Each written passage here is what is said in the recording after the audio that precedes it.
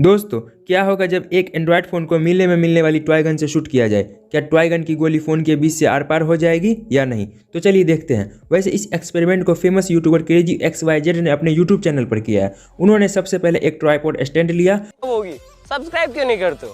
कर दो यार, आपके छोटे भाई का चैनल है, उस लाल कलर के बटन को ही तो दबाना है, फटाफट से दबा दो। कर दिया सब्सक्राइब। और उनमें कुछ इस तरह से मोबाइल को फिट कर दिया और टॉय गन को लेकर उनमें कुछ गोली को डाल देते हैं। दोस्तों, जब तक टॉय गन में गोली डाला जा रहा है तब तक आप वीडियो को लाइक और चैनल को सब्सक्राइब करना ना भूलें। और फिर टॉय गन से फ़ोन को शूट किया गया तो फ़ोन में कुछ इस तरह से छिद्र हो जाता है।